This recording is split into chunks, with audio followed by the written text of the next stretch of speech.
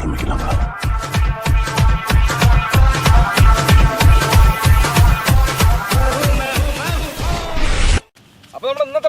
ഈ പുതുതായിട്ട് വന്നവരെ നമുക്കൊന്ന് വാല്യൂ ചെയ്യാം. അതെന്താണ്?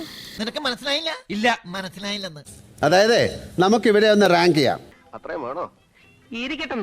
ഷിബിനെ തന്നെ തുടങ്ങാം. ഷിബിനെ നന്നായി എങ്കിലെടുത്തോളൂ. ഏത് നേരത്താണാവോ നീ എന്നെ മല കയറ്റിയത്? കുറെ കാര്യങ്ങൾ മനസ്സിൽ ജഡ്ജ് ചെയ്ത് വെച്ചിട്ടാണ് ഇതിനകത്ത് കയറിയേക്കുന്നത്. അത് മാറ്റാനും പുള്ളിക്കാരൻ ഒട്ടും തയ്യാറല്ല.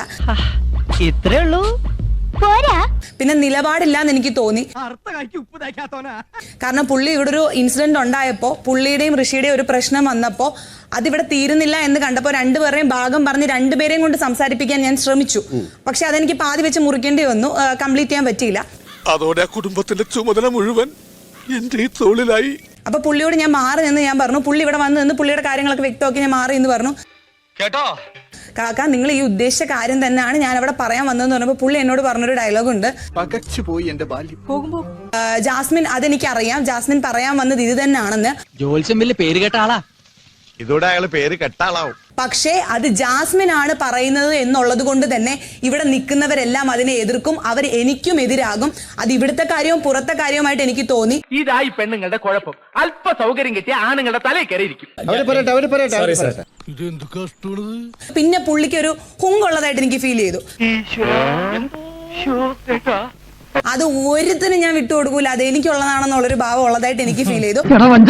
എന്ത് ചെയ്യാം, വഞ്ചന എന്റെ രക്തത്തിൽ അലിഞ്ഞു ചേർന്ന് പോയാനിയാ. എന്നാൽ ആ രക്തം ഞാൻ ഇന്ന് പുറത്തൊഴുക്കും ചേട്ടാ. അച്ഛാതെ ഒഴുക്കനിയാ. ജാസ്മിൻ ഇവിടെ പറയുന്ന കാര്യങ്ങളൊന്നും നമുക്ക് കണക്ട് ആവുന്നില്ല. ജാസ്മിൻ പറയുന്ന കാര്യങ്ങളൊക്കെ ഭയങ്കര പൊട്ടത്തരാണ്. അപ്സ്റ്റെയർ വേക്കന്റ് ആണ്, നാക്ക് മാത്രമേ സംസാരിക്കുന്നുള്ളൂ.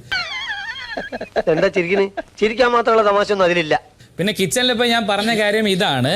നമ്മൾ ഈ സമയത്ത് പറയാൻ പാടില്ലാത്ത എന്നാലും നമ്മൾ പറയാണ്. ജാസ്മിൻ, എനിക്ക് പറയാനുള്ള കാര്യം ഇവിടെ എനിക്ക് പകരം നീ പറഞ്ഞാൽ എന്റെ ഭാഗത്ത് ശരിയുണ്ടെങ്കിലും അവരെല്ലാവരും ചർച്ച ചെയ്യാൻ പോകുന്നത് എന്തിന് ജാസ്മിൻ പറഞ്ഞു എന്ന കാര്യമായിരിക്കും. അല്ലാതെ എന്റെ പോയിന്റ് അവർ ചർച്ച ചെയ്യില്ല. എവിടെ പോണു? തൊണ്ട വെള്ളം കുടിക്കും എന്ന് പറഞ്ഞ് ഞാൻ കുറച്ച് മമ്മന്റെ അടുത്ത് ആ കുട്ടിയെടുത്ത് താന്ന് സംസാരിക്കുമ്പോ ആ കുട്ടി എനിക്ക് തന്ന മറുപടി ഇതാണ്. എന്താ സംഭവം? പറ കേക്കട്ടെ. ഇത് ആ കുട്ടിയുടെ സ്ഥായി ഭാവമാണെന്ന് പറയുന്നു. നിങ്ങൾ തന്നെ അർത്ഥം എടുത്തോളൂ. അതേന്നോ അല്ലെന്നോ പോട്ടെ, സാരമില്ല, എനിക്ക് ഇഷ്ടമായില്ല, ഒന്നും പറഞ്ഞില്ല. ഹരിചന്ദ്ര മാതിരി ഒരു നല്ല മനിതൻ. ആനാ இந்த ഫ്രാഡ് എനിക്ക് നല്ല തെരിയും. അങ്ങനെ ഇപ്പൊ നിങ്ങൾ ജയിക്കണ്ട.